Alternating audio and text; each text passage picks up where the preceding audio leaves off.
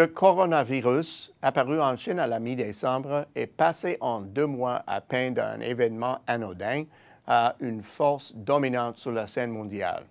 Sa propagation de la Chine à d'autres régions du globe domine l'actualité avec comme conséquence des échanges commerciaux qui battent de l'aile et des marchés financiers malmenés. Et cette crise monopolise l'attention des dirigeants et des responsables des politiques. En fait, la seule chose qui se propage plus vite que le virus, ce sont les nouvelles à son sujet. Quelle est la gravité de cette crise aux proportions planétaires? Combien de temps durera-t-elle? Et comment devrions-nous réagir face à pareille situation? Les médias ont révélé l'apparition du virus le dernier jour de 2019. Les services de santé de la municipalité de Wuhan ont fait état de cas de pneumonie du 12 au 29 décembre. Et il a fallu attendre le 9 janvier avant que ces cas soient vraiment attribués au nouveau coronavirus. À la fin de janvier, l'Organisation mondiale de la santé déclarait l'épidémie du virus nommé COVID-19 une urgence de santé publique de portée internationale. Un mois plus tard, à la suite des évaluations de l'OMS, les risques mondiaux et régionaux posés par le coronavirus passaient à très élevés, même si aucune recommandation de restriction des voyages n'avait été émise. À la temps d'écrire, on dénombrait quelques 92 000 cas confirmés dans plus de 70 pays et plus de 3 000 décès. Dans ce domaine, l'histoire nous en apprend beaucoup sur l'incidence de ce type de situation sur l'économie. On se souviendra des craintes initiales d'un effondrement de l'économie lors de la pandémie du SRAS, de l'épisode de la grippe aviaire, de l'épidémie du Zika et même de la grippe espagnole de 1918-19. Pendant ces urgences sanitaires aux répercussions tragiques et dramatiques, l'économie est demeurée, contre toute attente, remarquablement résiliente. Comment l'expliquer? La vitesse est ici un facteur déterminant. Les virus qui peuvent se propager rapidement causent la surprise et jusqu'à ce que la situation soit maîtrisée, leur évolution est imprévisible. Le dynamisme économique est plombé si soudainement et de manière si généralisée que les entreprises disposent d'un nombre limité de sources alternatives pour s'approvisionner et maintenir leurs activités. Et lorsque les besoins de base des consommateurs restent insatisfaits, la demande finit par se comprimer.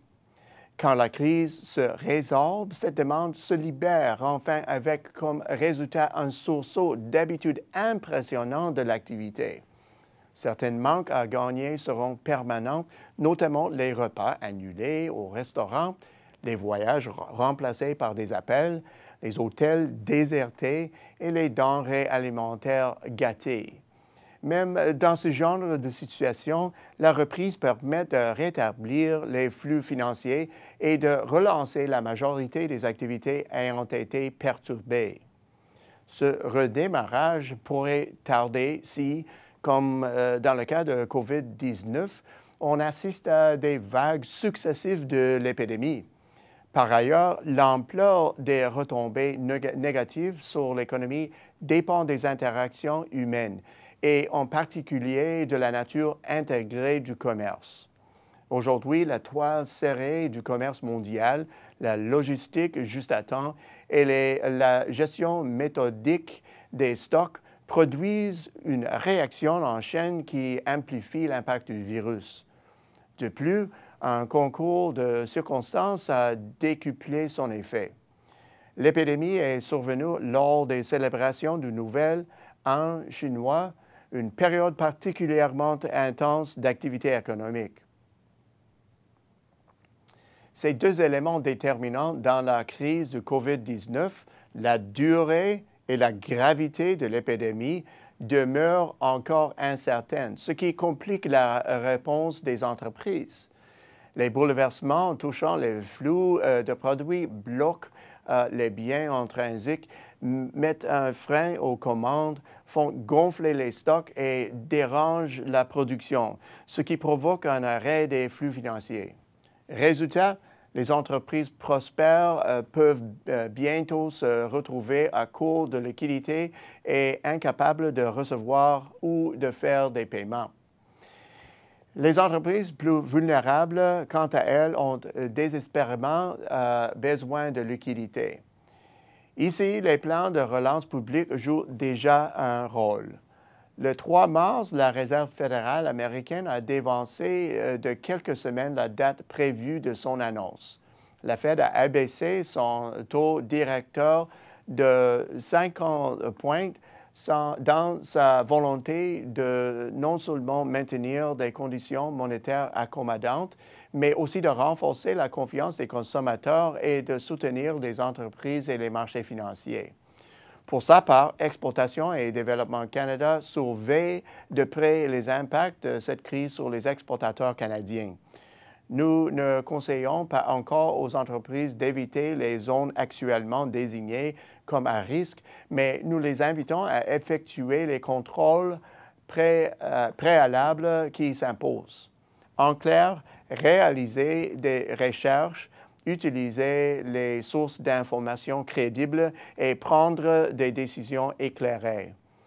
EDC est prête à prêter main forte aux exportateurs canadiens pendant cette période de turbulence. Au bout du compte, sur le globe, peu d'entreprises sont épargnées par ces développements. Il semble établi que la progression du virus se ralentit en Chine et que le pays remobilise ses travailleurs. Pourtant, le nombre de nouveaux cas augmente ailleurs dans le monde.